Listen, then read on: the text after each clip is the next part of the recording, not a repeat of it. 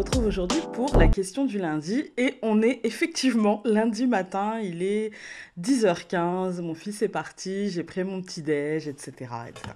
Il part à 10h le lundi, donc c'est toujours un peu plus compliqué, mais j'avais envie de vous faire une petite vidéo pour la question du lundi et de la faire dans le jus, dans le bain. Voilà.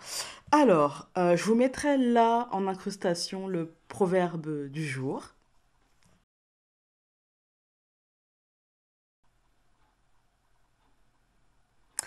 Et donc voilà, c'est parti. J'ai retiré le couvercle et on y va. En espérant en avoir une pas trop longue. Il y en a une ou deux? Je ne sais pas. Il y en a une. Mais une très grande du coup. C'est toujours quand on espère ne pas en avoir une très longue qu'on en a une hyper longue que je n'arrive pas à ouvrir. Voilà. Alors, est-ce que tu fais ou connais des tirages karmiques?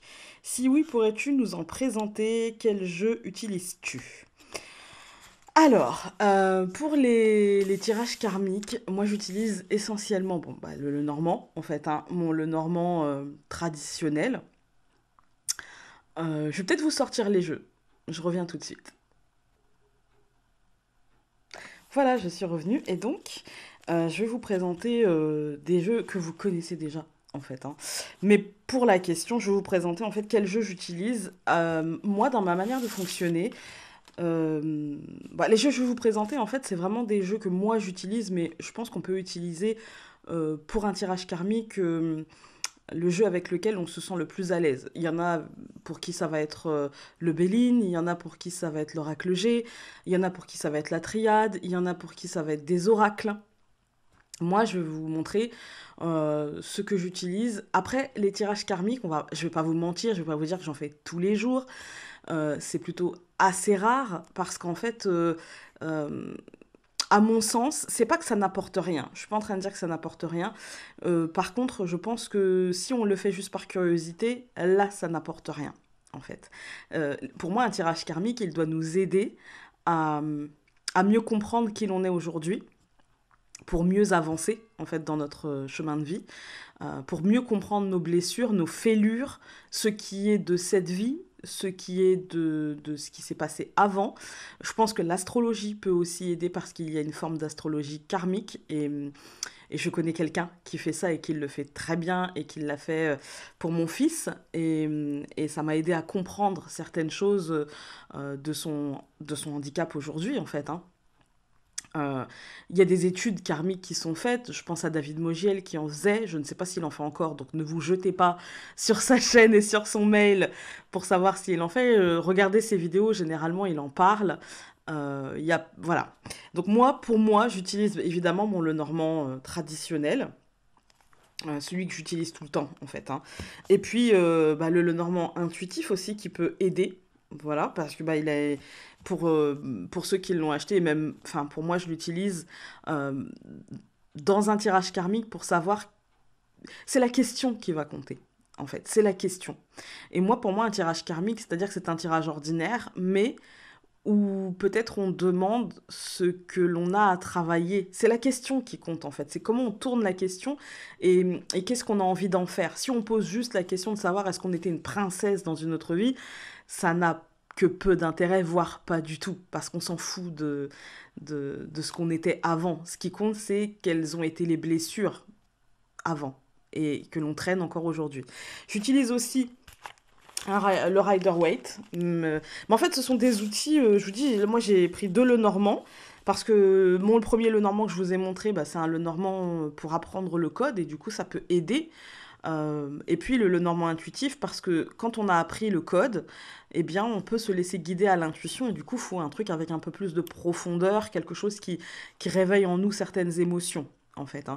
Moi, avec le Lenormand intuitif, je suis partie de la base d'une émotion de rêverie, de mélancolie, pour essayer, parce que souvent c'est dans ces états-là, en fait, qu'on a du mal à choper nos émotions. Quand on est dans une émotion un peu mélancolique, un peu pas cool, on va dire, eh bien c'est souvent à ce moment-là, en fait, qu'on a du mal à prendre conscience de nos émotions.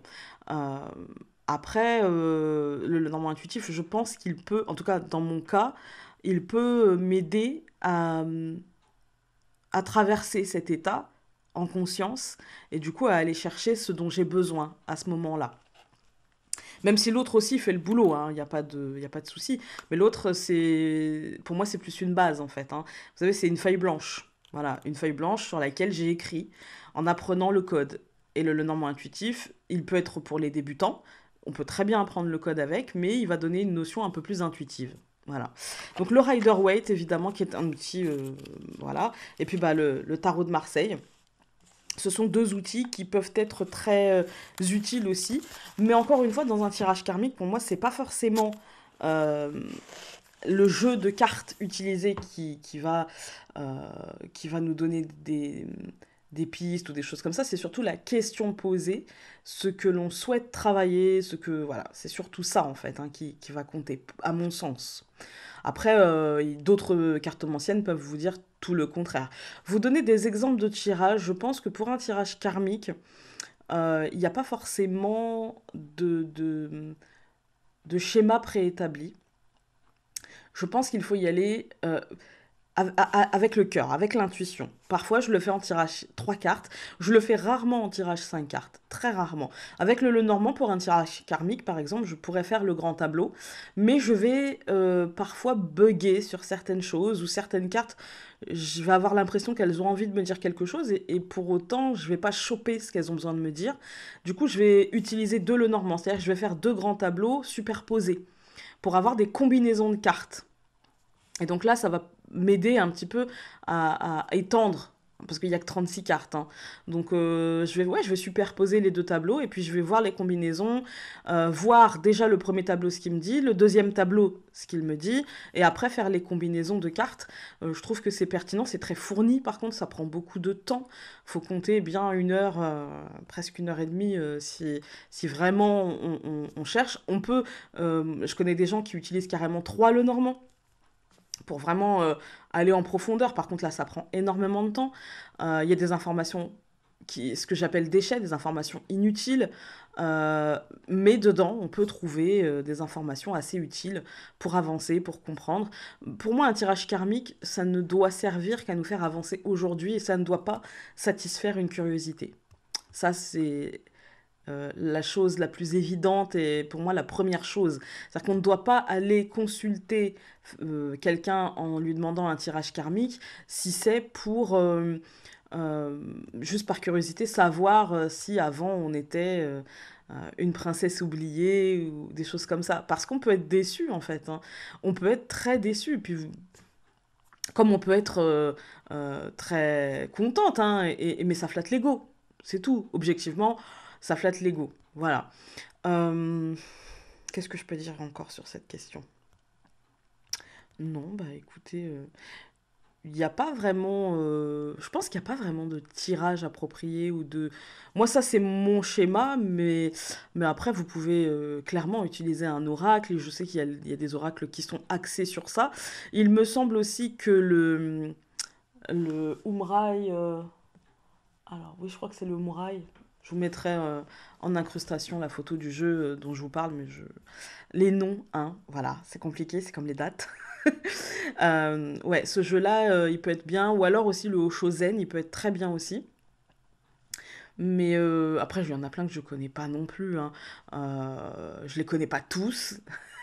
C'est comme tout en fait, hein. On n'est pas attiré par tous les jeux, on n'est pas tout le temps dans une énergie où voilà, on a envie de connaître. Enfin, puis on n'a pas les moyens. Surtout, on va pas se mentir, on a incarné, on n'a pas les moyens de tous les posséder. Je pense que pour ceux qui peuvent utiliser la triade, ça peut être un bon outil aussi. Euh, Après, je réfléchis. Quel jeu il peut y avoir encore? Enfin, il y en a beaucoup, hein. Bon, après, j'ai en ma possession l'oracle des vies antérieures de Dorine Virtue. Euh, non, enfin, en tout cas pas pour moi. Voilà. Encore une fois, quand je dis oui ou quand je dis non, c'est en rapport avec moi. Voilà, avec ma manière de fonctionner. Moi, il ne me convient pas des masses parce que bah en fait, je ne le comprends pas. J'arrive pas à piger en fait là où elle avait envie de nous amener. Du coup, bon, voilà. Après, ouais, dites-moi, vous, quels oracles ou tarots ou autres jeux divinatoires vous utilisez pour faire des tirages karmiques. Mais moi, voilà, ça va être... Je vais rester classique, en fait. Tarot ou le normand. Et souvent, tarot et le normand en combinaison. Parce que le normand, pour moi, il a une notion très actuelle, en fait, très concrète, très psychologique, mais de maintenant. Et il va pas forcément me dire d'où ça vient. Alors que bah, finalement, le tarot, il peut me donner des indices, en fait. Il peut me donner des indices. Il va pas me dire si j'étais une princesse, il va pas me dire si j'étais une grande prêtresse. En tout cas, je vais pas le prendre comme ça, mais il va me dire voilà, là, karmiquement, t'as peut-être ça à travailler, ça vient peut-être d'un. Chez moi, ça vient surtout. C'est que moi, hein, et c'est très personnel, mais mes problèmes karmiques viennent surtout d'un problème en fait pour prendre mon pouvoir. Voilà, pour être maîtresse de ma vie et pour prendre les décisions sans tenir compte de l'extérieur, en fait, des autres et de tout ce que ça implique. Chez moi, c'est plutôt ça, en fait. J'ai toujours tendance à être dans le nous, dans le on, plutôt que dans le je, en fait. Et du coup, c'est un truc que je travaille depuis assez longtemps. Et j'ai encore du travail. Je ne désespère pas. Ouais, j'ai encore pas mal de boulot. Et voilà. Après, c'est pas des tirages que je propose parce qu'il y en a qui le font beaucoup mieux que moi. Et je pense qu'on est câblé pour certaines choses. Par exemple, un tirage karmique pour moi, je vais pouvoir le faire, pour moi ou pour les miens. Mais pour les autres, je vais toujours avoir tendance à retomber dans mes travers de tirages plutôt psychologiques et de voir... alors je dis ça, mais parfois non, parce que ceux qui ont consultation avec moi, enfin ceux qui ont eu déjà une consultation avec moi vont pouvoir peut-être en témoigner pour certaines ou certains.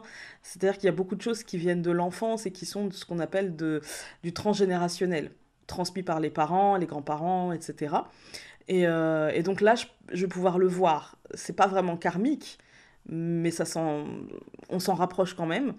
Et après, oui, il y en a qui sont bien câblés pour ça, et d'autres qui le sont moins. Moi, je suis plutôt câblée pour l'ici et le maintenant, en fait. Alors, pas forcément dans la voyance classique, c'est-à-dire... euh, bah, en fait, pas forcément. C'est-à-dire que oui, un peu quand même, parce que là, mon mental me dit bah si, quand même un peu, et il a raison, comme quoi le mental parfois, il a raison, c'est-à-dire que si, je suis très psychologique dans mes tirages, je suis très émotionnelle et psychologie.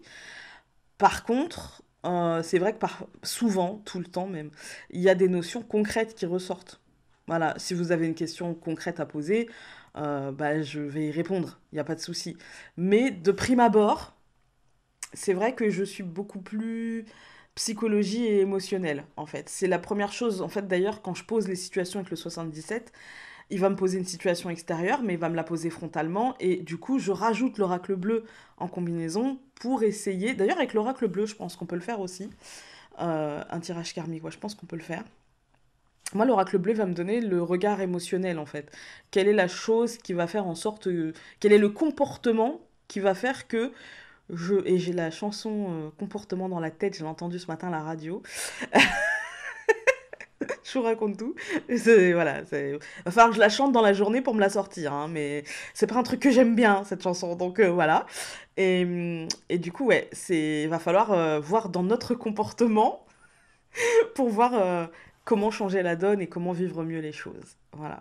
Alors, je pense que j'ai répondu à la question. Je tiens à remercier ici Irène. J'ai reçu ton petit cadeau. Donc, je t'ai envoyé un petit message. Malheureusement, le petit plateau a été cassé dans le voyage. Mais pour le reste, je l'ai. Et merci, merci, merci beaucoup. Voilà. Sinon, qu'est-ce que j'ai à vous dire? Oui, je suis désolée pour le tirage des énergies, mais j'avais vraiment besoin de me reposer. Il n'y avait rien de grave, absolument rien de grave. Mais voilà, je vous ai dit, mon mari va se faire opérer et là c'est mercredi, donc voilà, le stress monte un petit peu, même si c'est rien de grave. Ah bah moi ça me stresse quand même, hein. Il y a eu 15 jours chez nous d'école à mi-temps, Voilà, donc c'est-à-dire que mes enfants ont été 2 jours à l'école pendant 2 semaines, hein, grand max par semaine, 2 jours. Donc c'était très compliqué de gérer le travail, de gérer les enfants. J'ai eu beaucoup de travail et du coup c'était compliqué. Et beaucoup de stress en fait, parce que bah, euh, je me suis dit, bah voilà, ils sont à la maison et je les oblige à pas faire de bruit. Enfin voilà, c'était un peu compliqué pour moi. Et puis ouais, j'avais juste besoin de décompresser. Donc c'était rien de grave. Non, je n'ai toujours pas trouvé ma maison parce qu'on m'a envoyé des messages aussi pour me dire, ah, c'est peut-être que tu as trouvé ta maison. Non, malheureusement, je n'ai toujours pas trouvé cette saloperie de maison. Hein, parce que ça commence à me saouler, voilà, clairement. J'en suis à 1 mois et demi de recherche, enfin nous en sommes à 1 mois et demi de recherche, et moi clairement, ça me saoule, déjà, je sais pas comment je vais faire. Ouais non, j'en peux plus, à l'idée d'aller visiter, j'ai mal au ventre. Donc là je pense qu'il y a besoin d'une pause, clairement. Et puis bah sinon, il n'y a rien qui a bougé si ce n'est un besoin de repos, et pour une fois j'ai décidé de m'écouter, j'ai décidé d'entendre un petit peu ce que mon corps me disait, et donc je vais un peu mieux, je suis un peu plus reposée parce que là, je vous avoue, de toute façon, j'aurais été incapable de faire le tirage parce qu'en fait, j'avais mal à la tête et que ça ne s'arrêtait jamais, en fait, jamais. J'avais du bourdonnement dans la tête et donc, dans ces cas-là, il vaut mieux arrêter, quoi. Voilà, vaut mieux se dire, cool, founet, tranquille, hein, voilà. Sur ce, je vais vous laisser et je vous embrasse très fort. Donc, on se dit à plus tard dans la semaine. Salut!